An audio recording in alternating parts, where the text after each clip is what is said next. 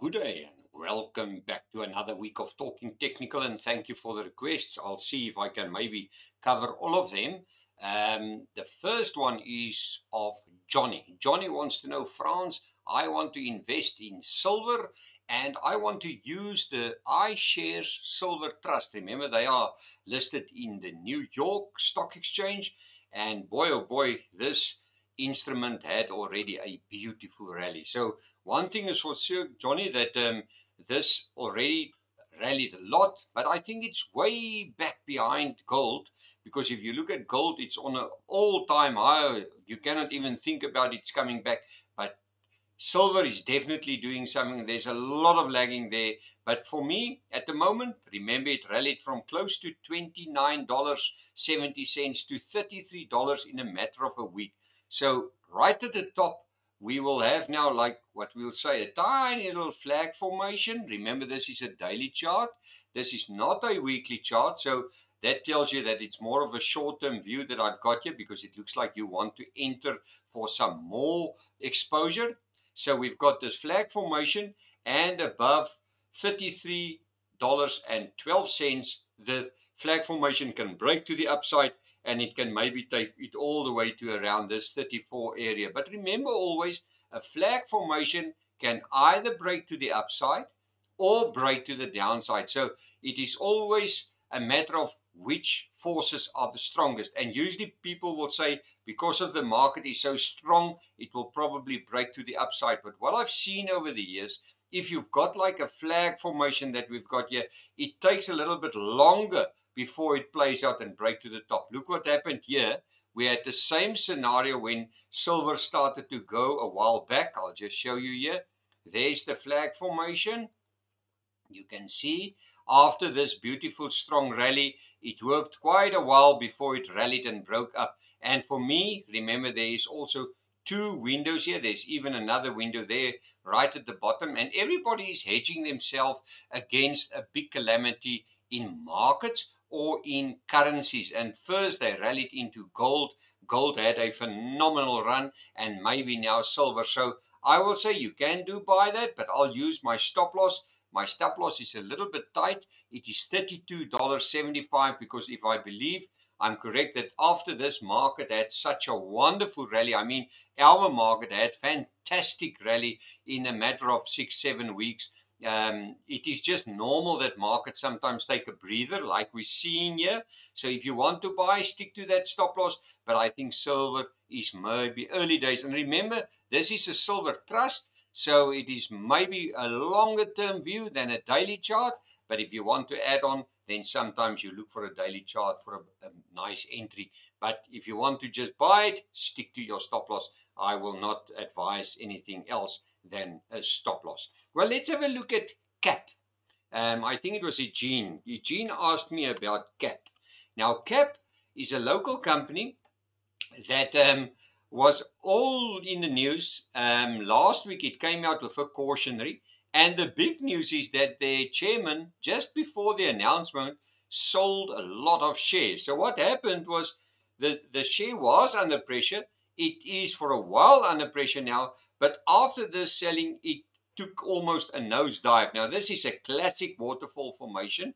Let's see if volume is doing a play here, because somebody asked me, I think it was Felicity, that said, Frans, you often look at volume, but recently I see you don't. Just to help you, Felicity, yes, I do look at volume, and this is now a classic case where volume comes into play. Look at it. As it sold off, there was a massive spike in volume there, and there was another one, and even there. But let's look at this spike in volume. Another thing about volume is, remember, although it shows a red, it tells you that for that specific day, there was just maybe one share selling more than all the buyers. Then this color will be red. So I never focus on the color. I focus on the spike. And then I say somebody bought, somebody sold, and somebody is going to be right and somebody is going to be wrong. Now, if you look at this share, if you look at the waterfall formation, I will not use this candle because This is almost right at the bottom. I will just wait for it to maybe show me a little bit of oomph before I will get interested in the share. Let the waterfall formation sort itself out. Let the people that bought and sell the shares also sort themselves out. And now we know the spike of this volume is at the high of this candle as well, R1.90. Above R1.90, the people that sold will suddenly realize, oopsie, they sold to the wrong guys. And the guys that bought the shares will be happy. They say, well, we like it, we're going to hold on to it. And the big level there to watch is R1.90. If you buy it above R1.90, we can maybe see a turnaround here, and sometimes a waterfall formation gets a V formation to the upside. So if you do want to buy it, sorry, it was Eugene. Eugene, if you do want to buy it above R1.90, make use of a stop loss of R1.75. In actual fact, I'll make it a little bit bigger, R1.70,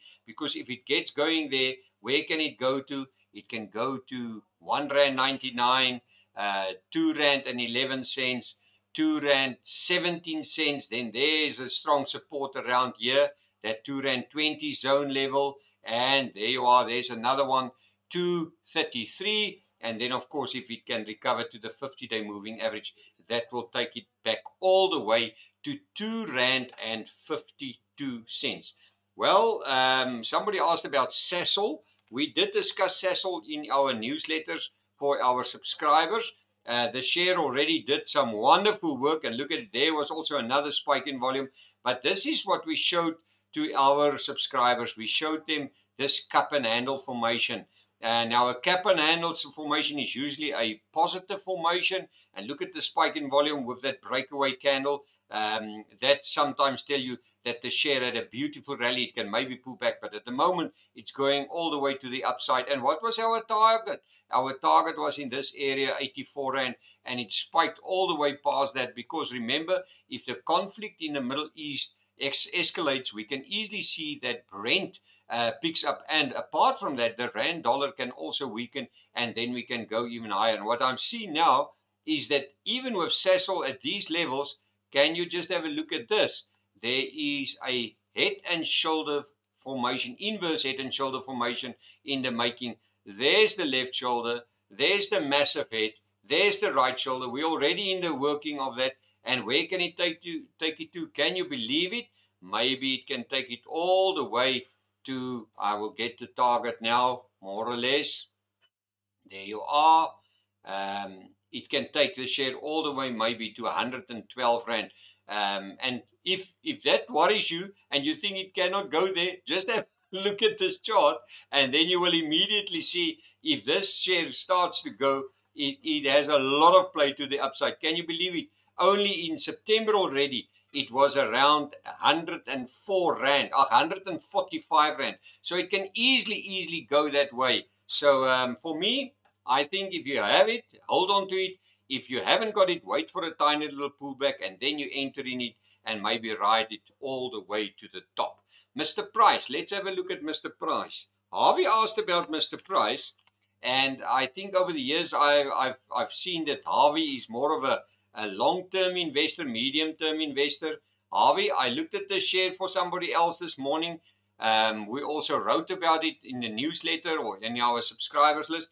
Look at this, after this waterfall formation, we see a little bit of a bounce here. The only thing that worries me is that there is a gap here, and it did not complete filling that gap. I just want to draw it in there, then Harvey can see it. Harvey, remember, while this gap is open, the momentum to the top is still in place. I just want to show you this gap. Let's show you the gap there. The momentum is still in place, but you can also see that this gap maybe gets closed. And this gap is between 21016, and it will close at 207.39. But if you look at the turnaround after this waterfall formation, use this candle. This is like a bullish engulfing candle developing here, and above 220 Rand 62 cents, we can maybe see also a V reversal. But where's my stop loss? I will take my stop loss at the close of this gap. That will be 207 Rand and 39 cents.